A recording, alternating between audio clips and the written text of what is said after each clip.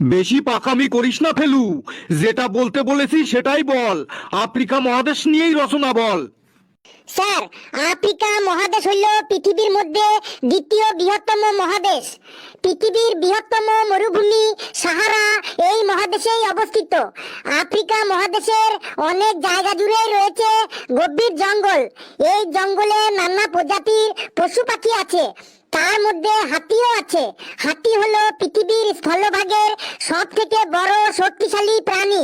হাতির বড় চেহারা, ডিশ অ্যান্টেনার মতো বড় বড় দুটো কান, দেহের তুলনায় লেজটা এইটুকু পুচকে পড়া, চোখ দুটো মিনমিনে ছোট। হাতির সামনে ক্রেনের মতো সুরও আছে। আর হাতির মনে এত আনন্দ, এত ফুর্তি যে সব সময় দাঁত বার করেই থাকে। স্যার, কেমন লাগলো আফ্রিকা মহাদেশের রচনাটা? বুঝেছি, এ বেটা আজ হাতির রচনা পড়ে এসেছে। আজ সবটাই ও হাতি দিয়েই চালাবে। আমিও আজ ওকে ছাড়বো না, ওকে আজ আমি জব্দ করেই ছাড়বো। কিছু বললেন স্যার?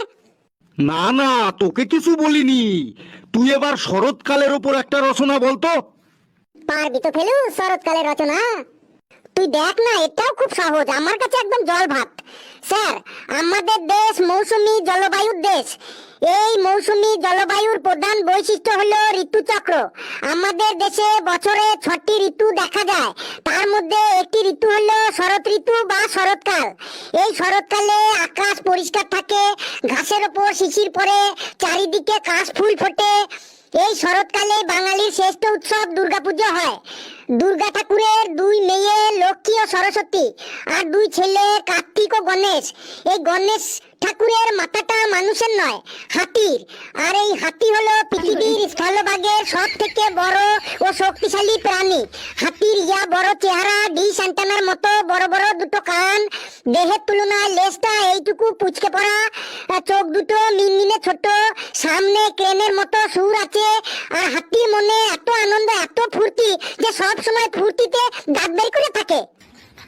হ্যাঁ, যা অনুমান করেছিলাম ঠিক তাই। বেটা হাতির রচনায় পড়ে এসেছে। এবার ইতিহাস থেকে রচনা ধরবো, দেখিও কি করে। নে বাবা ফেলু, এবার তাজমহলের উপর একটা রচনা বলতো। তোকে এবার বিপদে ফেলে দিল রে ফেলু। তাজমহলে তুই হাতি আনবি কি করে? তুই দেখ না, ঠিক পারবো।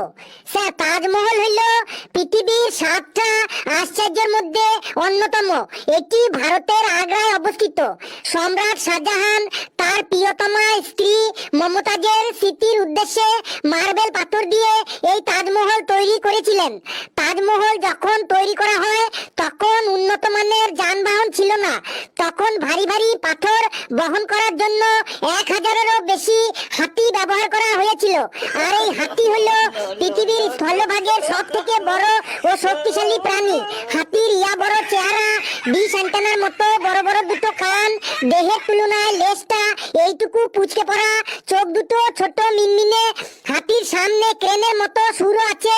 আর হাতির মনে এত আনন্দ, এত ফুর্তি যে সব সময় দাঁত বার করেই থাকে।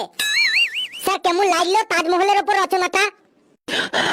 দাঁড়া, একটু নিঃশ্বাস নিয়ে নি, আমার হার্টবিট বেড়ে গেছে। কিছুতেই বেটাকে জব্দ করতে পারছি না।